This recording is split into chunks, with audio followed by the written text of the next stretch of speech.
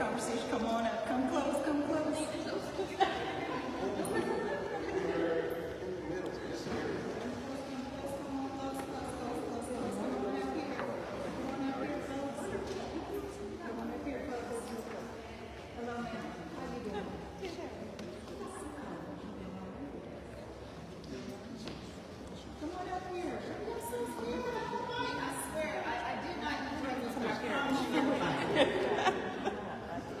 I didn't, so. No.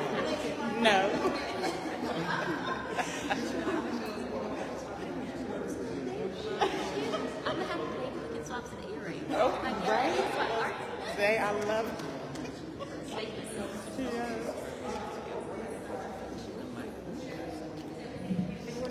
All right, I'm live. Everybody can silence your cell phones. Good morning. My name is Twyla Laster. I am the project director for Saving Our Legacy, African Americans for Smoke-Free Safe Places, and it's also known as the SOUL Project. We advocate for healthy, smoke-free communities for African Americans and other populations who happen to be disproportionately suffering as a result of social conditions of commercial tobacco use. Today we're going to be here. We'll discuss what the end game is, the importance of the end game, and how it's connected at the local, statewide, and national and international level. You will also hear about how the shift from tobacco control to tobacco prevention and the end of use and sales is so important for the health and well-being for all residents in our city, and ensures that our youth become the next healthy generation free from disease and death associated with using tobacco.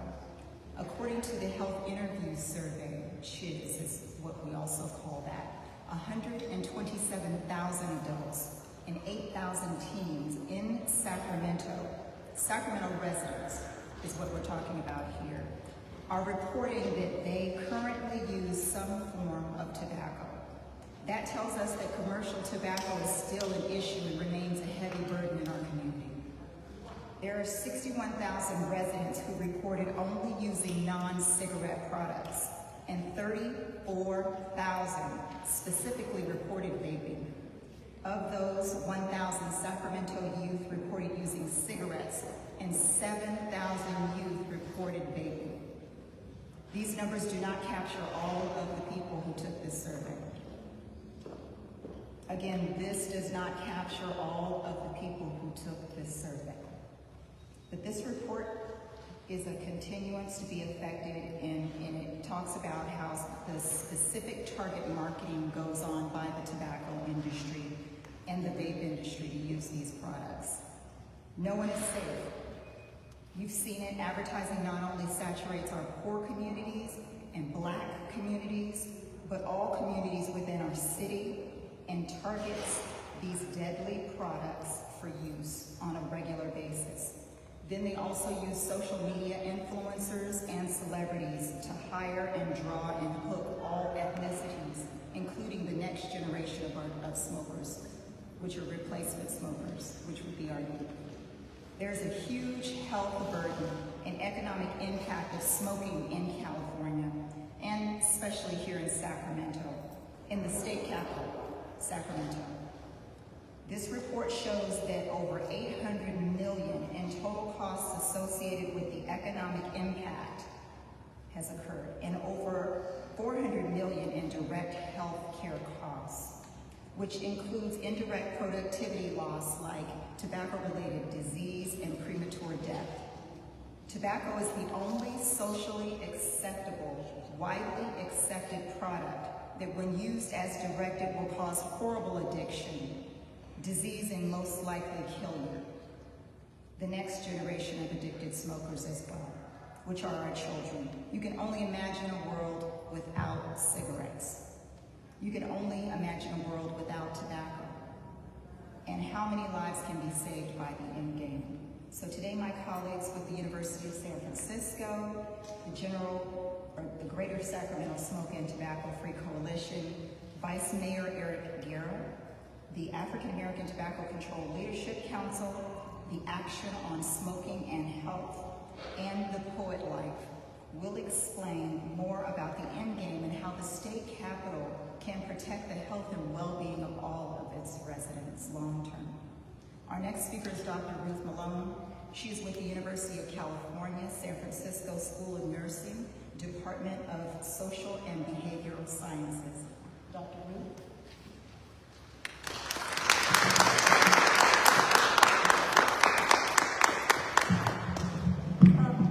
Excuse my mask, but unfortunately, fortunately, I have a 77-year-old husband that has some illness, so I'm trying to protect him.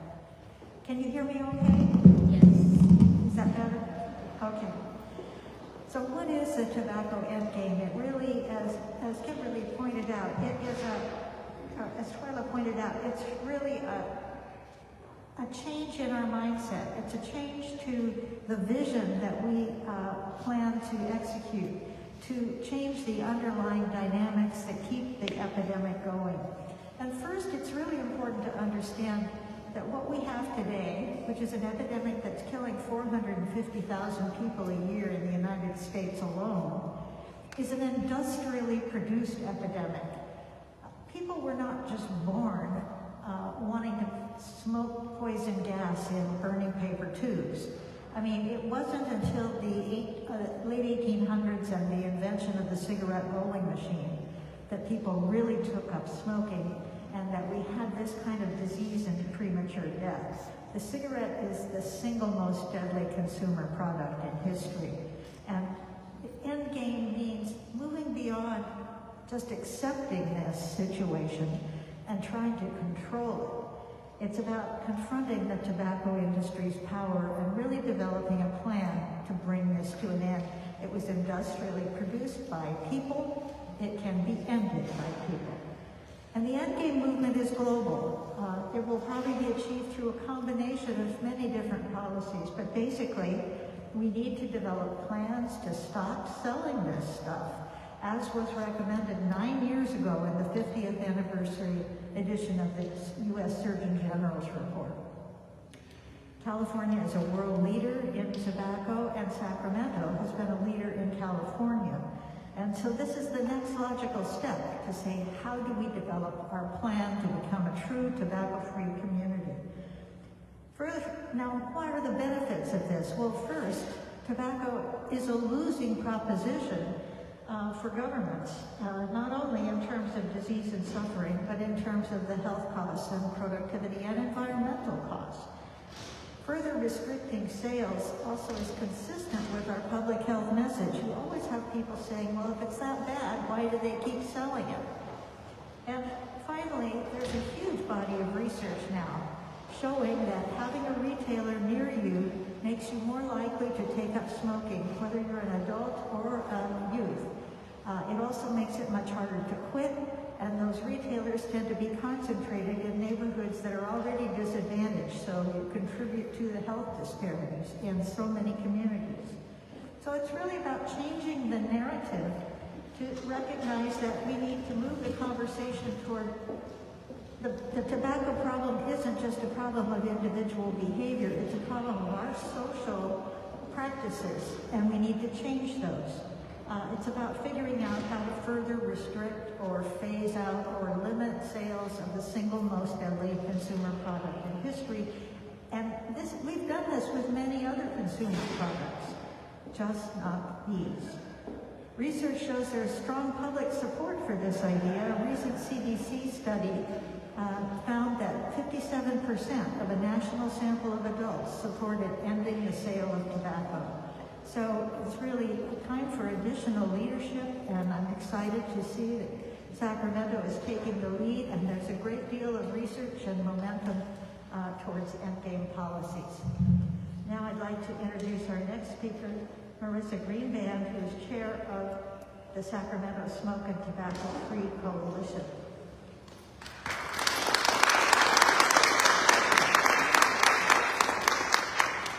Thank you, Dr. Malone.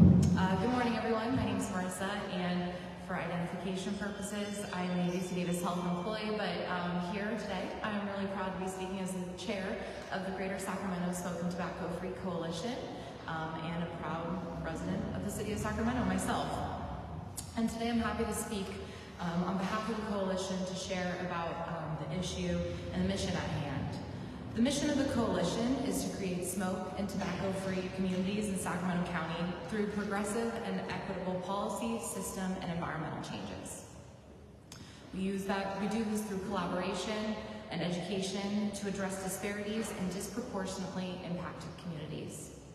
As Twyla shared with you, commercial tobacco products continue to be a burden on the public health of our communities. These products continue to be the leading cause of death, the leading cause of preventable death in the state of California. According to the American Lung Association, every year there are 40,000 adults in California that die from smoking.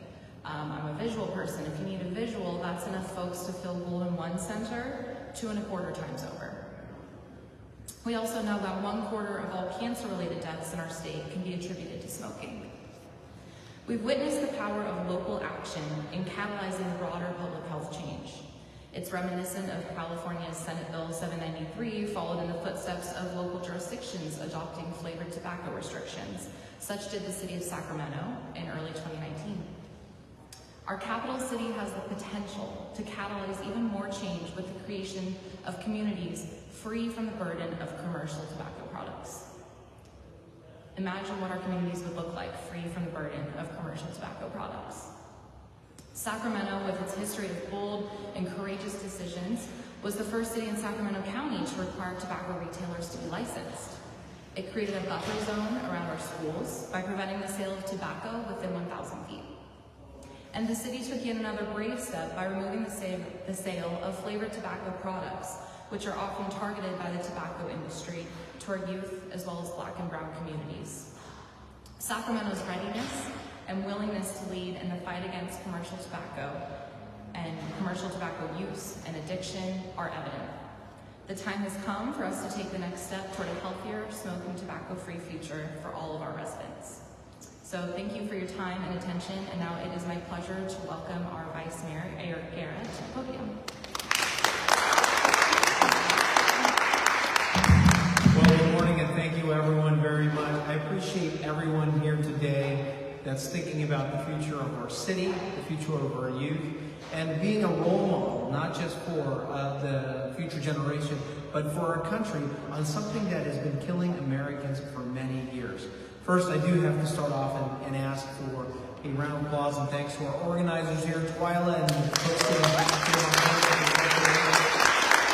because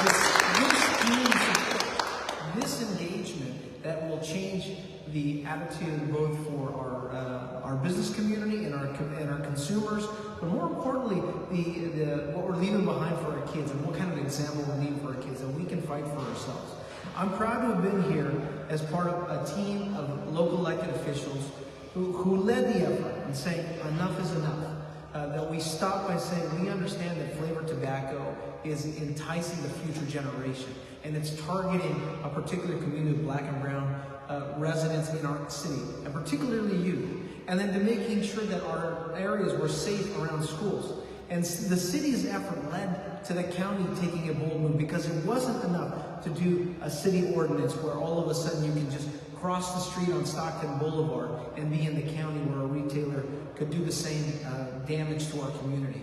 And once we were able to get the county on board and other cities to move on board, we got the state to move on board. And all of that came from this grassroots ground effort, because it's also saying to the business community that consumers care and they want a better standard for our kids, they want a better standard for our community because of our public health. I get to serve on the Air Quality Management District, and I want to thank the governor for appointing me recently to the California Air Resources Board. And if there's anything that we've learned is how so many contaminants in our air, including secondhand smoke, are the silent, slow killers of our youth. And they will use any opportunity to try to hook the next generation. I've given my example when I was in the 4th grade. It was Skull Bandits. It was the mint flavors that got young kids hooked, and then later led on to cigarettes. And if you can imagine a 4-year-old, when they should be thinking about their trips to our state national history to thinking about that innocent age to be hooked early on. It's not an isolated incident. Unfortunately, we see it still happening today. Packaging has changed, but we see it in vaping now. And if you go onto Instagram and on the For You and you add tobacco or vaping, you're going to see a multicolor of rainbows. I thought I was looking for Skittles, but no, it was tobacco. And this is why we need to change local ordinances to focus on retail, to focus on the loopholes that are being worked around. We're excited to be working with this community and with my colleagues, Councilmember Valenzuela, Councilmember Mai Vang, and many others, like Councilmember Jennings, who also stepped up and said we need to be thinking about the future of our youth here. Last of all, I want to circle back and say there are essentially three things to life: food, water, and air. And if we continue to eliminate good quality air because people are addicted to something, they are slowly, what they need for life, they're slowly ending their life. And we need to make sure that that message comes across. And unfortunately, as we've seen the great work of reducing tobacco in our country, it's still, by and large, our low-income communities or disadvantaged communities, our communities of color, that are still being targeted for this effort. But I know there's an opportunity here. We're going to change it. We're fighting here. That's why we're doing it at City Hall. We started locally, and it led to the state and made national efforts. We're going to start back locally again and say we're looking at all loopholes. We're finding out different ways so that we can have a smoke-free California. Thank you very much, and let's go Sacramento.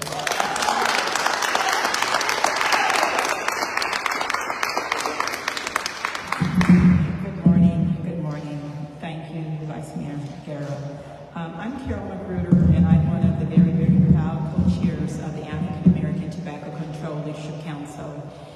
We were formed in 2008, regular African American community members, researchers, advocates, and we were formed at that time to inform and impact the direction of commercial tobacco control, mainly in the state of California. Subsequently, the year in 2009, the year after we were formed, President Obama, it seems like 1,000 years ago, signed the Tobacco Control Act that gave the FDA the authority to rein in a little the tobacco industry, cartel, and to regulate tobacco products. At the time that the Tobacco Control Act was signed, all of the flavors in combustible cigarettes were taken off of the market, all except for menthol. And that was a deal, that was a negotiation. There's a research article that was a consequence of a match made in hell, because African American people who smoke, 85% of them smoke a mentholated tobacco product. And that is not an accident. You'll see that was a Jeopardy question. Why do black people smoke? Because the tobacco industry, cartel in the 60s and the 70s began targeting racistly, perniciously, and maliciously the African American community, giving these products away to children as young as 9 years old, infiltrating our media, our elected officials. And I want to say I'm so happy and grateful of the leadership that Sacramento is showing. Sacramento is the capital of our great state of California. And that has been happening year after year after year. So when the Tobacco Control Act was passed, menthol was left on the market. Our council came into the national space where there's really a lack of leadership because there aren't resources, there aren't funding for priority populations to address these issues. So while PAID, which was, and I'm an advisory member to PAID, which is Parents Against Vaping, when they formed to protect children from e-cigarettes, when the tobacco industry was targeting my people, we were fighting for our civil rights. We were fighting for our survival. And the tobacco industry preys on this because they know that we have so many competing issues that tobacco, when you send a black boy out into the world, a cigarette is one of the least concerns. A black mother is concerned about, first of all the other drugs that are out there. She's concerned about the police. She's concerned about other people in the community. So when she gets that child back home, that's not her biggest fight, when in fact, it is one of our biggest fights because tobacco kills 45,000 black people every year in this country, more than every other single cause, preventable cause of death combined. So that means products off of the market? How can we fight this giant with unlimited resources? And so the first part of the fight is to believe that it's possible. And that's what I want you to consider today. We never thought we would ever have a black president in this country, and we elected one twice. In my generation, we had the Berlin Wall up between East and West Germany. One day we got up and the wall was coming down. I never thought in my time I would ever see Nelson Mandela get out of jail in South Africa. As a young student, I worked on the issues of apartheid in South Africa. One day he was out, and then not only that, he became the president. And what we thought was going to be a bloodbath over there was not totally peaceful, but it was a lot more peaceful than most people ever anticipated. So these products that we're playing whack-a-mole with the tobacco industry, they have to come out off of the market. And when we think about the lives that are lost, that's a great tragedy. But it's also the time and the energy of people like us who could be working on other social ills that we have. Instead, we're fighting, playing whack-a-mole with an industry that will never change, that will always be looking for the new way to addict our children. And so when we saw that when California became the second state after Massachusetts to pass a statewide law, Senate Bill 793, to take these products off the market in California. This was a bipartisan bill that was passed right over here. And one of the prime reasons of fighting against it was that it was racist against black people to take menthol off the market. It was racist against black people to take the #1 killer of black people off the market because somehow black people want menthol. And that rhetoric was espoused and spewed with some African American mouthpieces, including a protest during COVID to protest this law. The law was passed. The tobacco industry went out and collected signatures, tricking people. They put that measure on the ballot. That became Proposition 31. And then we had to mobilize and we had to fight against that. Mike Bloomberg, we spent $40 million to fight for Proposition 31, which was passed by over 60% of the voters of California who agreed and said, we want these products off of the market. We will not continue to let our children be addicted by these flavors. So what does the tobacco industry do? They introduce some new menthol flavors that have chemicals that mimic menthol. So now one tobacco company is suing the state of California, and another one, the products aren't technically a flavor. So my point is that we cannot continue to play whack-a-mole, that we must dismantle this beast once and for all. And we're not talking about doing it overnight. It's a phase out. There are different ways to do it. But the first thing is we have to believe it, we have to want it, and we have to fight for it. I want to spend a little bit of time talking about e-cigarettes. Our space was menthol cigarettes, but these e-cigarettes have so proliferated. People thought that when something happened with Juul, that was the end of it, but now they're all these disposable e-cigarettes. We are punishing our children for doing what we did not do as adults, which was to protect them. These products are toxic. They are a device that delivers nicotine, which is a poison to the brain of our adolescents, which are highly susceptible to addiction, and leads them down a path to lifelong addiction. They're in our landfill. We talk about climate change. We talk about the environment. These millions of pods that are being deposited into the landfill, while these companies are making billions of dollars in profit. First of all, you really can't clean it up. But who's responsible to clean it up?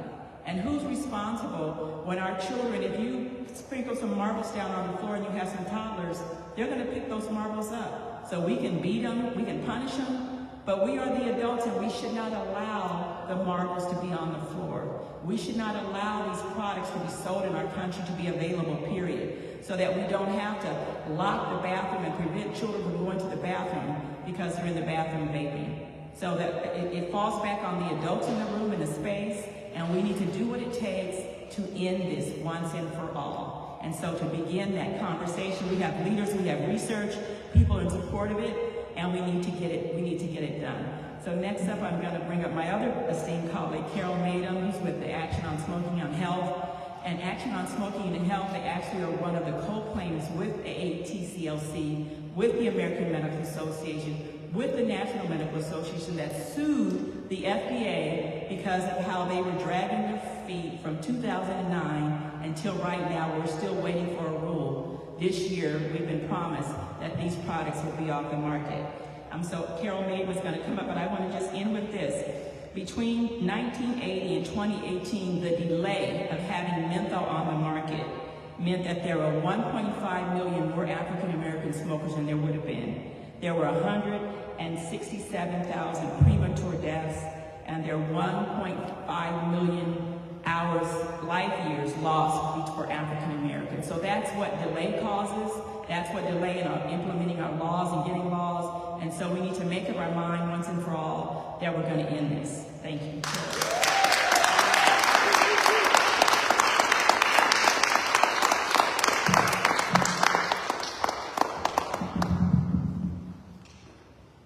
Thank you for letting me be part of this great event here today. My name is Carol Matum, and I'm the project director at Action on Smoking and Health, their Advancing Momentum for a Tobacco-Free California project. ASH is the oldest anti-tobacco nonprofit organization in the United States. We've been combating the tobacco industry since 1967 and have a goal to end the tobacco epidemic and create a world that is free from tobacco deaths. Part of what makes ASH unique is we embrace a human rights approach to all that we do. As stated by the Danish Institute on Human Rights, tobacco is deeply harmful to health, and there can be no doubt that the production and marketing of tobacco is irreconcilable with the human right to health. There is no way that the tobacco industry can do what they do while respecting human rights. We must stop the tobacco industry, and endgame policies are a path for us to do so. ASH has been engaging in strong endgame policies and endgame initiatives for many years. ASH led the way in getting cigarette commercials banned from TV and radio. We also were at the key leader for getting smoke-free airplanes. At the time, it didn't seem possible to implement these bans, but ASH with others made it happen. So today, ASH is on the cutting edge of setting endgame initiatives of the endgame movement. And we are assisting local and national jurisdictions to support endgame pathways and policies. So make no doubt, the tobacco endgame is here, nicotine-free generation, meaning that no one born on or after January 1st, 2000 can purchase tobacco products. What is not known is that very recently there are 3 more jurisdictions in Massachusetts that have formal hearings on the books to also enact a nicotine-free generation. Here in California, we have a ban on all tobacco products in Beverly Hills and in Manhattan Beach. So endgame is here, and it is contagious, and the energy is spreading, which is wonderful. So what's next? We must continue to talk about endgame policies until they become the norm, until they become the tobacco policy standard in tobacco control. We also have to assure that the people who smoke or vape have access to cessation services so that they can start off and embrace their tobacco-free life with the help that they need. Today, we support the Soul Project and all the great work it does and will continue to do to protect Sacramento's from the harms caused by the tobacco industry. ASH supports their policy initiatives and their hard work for assisting people who smoke and vape. By making a choice to be tobacco-free, we're creating a better future for ourselves and our community. Let's work together to make a tobacco-free city and enjoy all the wonderful things that Sacramento has to offer. And now I will introduce a dear friend and colleague, Kimberly Banks and me with the Soul Project.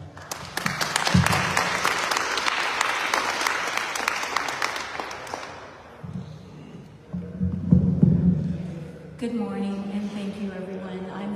My name is Kimberly with the Soul Project. I'm the Senior Program Director, and I'm going to summarize what everyone has to say and introduce our last presenter.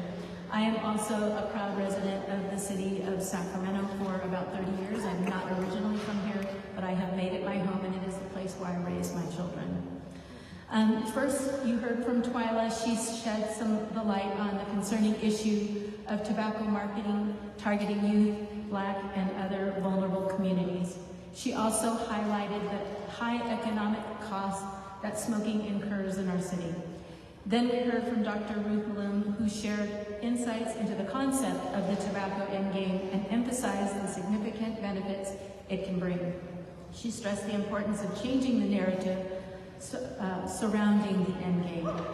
Our chair of the Greater Sacramento Smoke and Tobacco Free Coalition, Marissa Bayshore, explained why the city of Sacramento is poised to take the lead in this critical endeavor.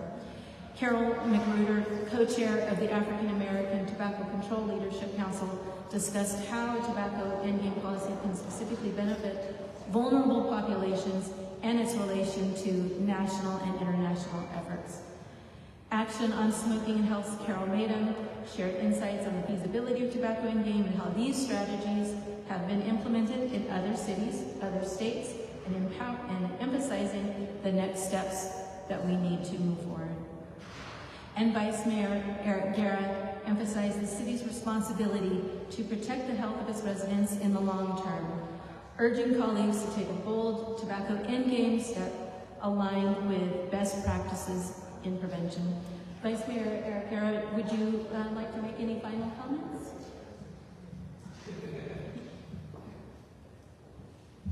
I think the last thing I'll just say is that if we don't work together, then we won't have a future. And even for an individual, I think I appreciate the comments about making sure that we do something for those who are trying to break addiction. I always think about my anniversary date because I smoked since I was in the 4th grade until the year I was going to get married. And my wife said, "I will not marry you because I don't want to die a young widow." And so this year is my 10th-year anniversary. It's 10 years since I've been smoking. We need to work together. It is difficult for the individual, but it is stronger when we're together. So with that,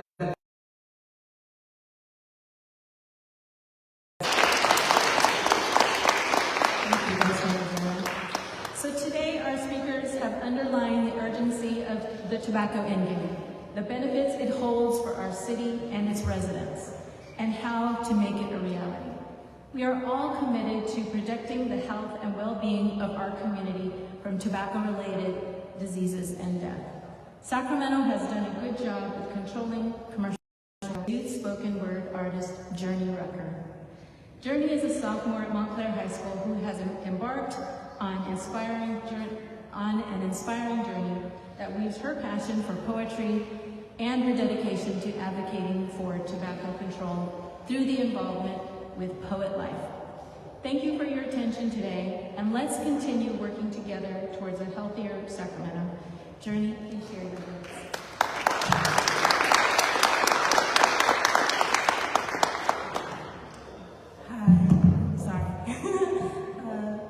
Thank you so much. And thank you so much for having me here. This is honestly very overwhelming and nervous, but this is the first ever poem that I have written, and I'm very honored that you were here to listen to it. And without further ado, my poem is called A Flavored Disease. We live in one big cloud of smoke, hurling through a place we call space. We call this cloud of smoke Earth. We claim it's not a problem, and it's just a corrupt money grab. No big deal. Correct? Incorrect. These candy bubblegum flavored clouds we advertise to our young, our youth are becoming addicted with one single puff, in and out. It's just one hit, future addict. One more hit won't hurt. Corrupt money game. We are corrupting our young, filling their minds with flavored clouds of smoke, and in the end, we are giving our kids a flavored disease.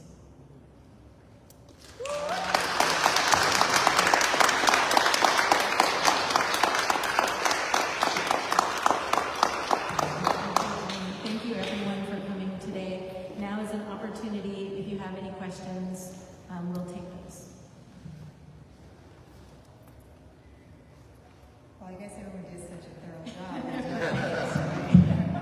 Thank you again for coming, and if in fact you have any questions afterwards, please reach out to Kimberly or myself or any of the speakers on our panels who are all available to you at any time. Thank you.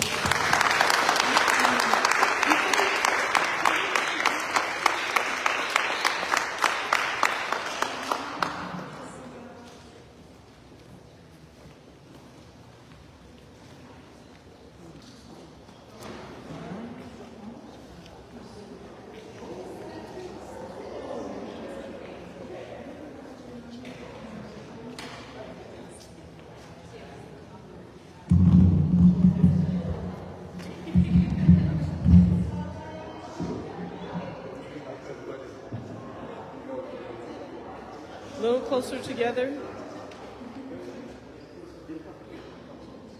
Okay, one. Smiles.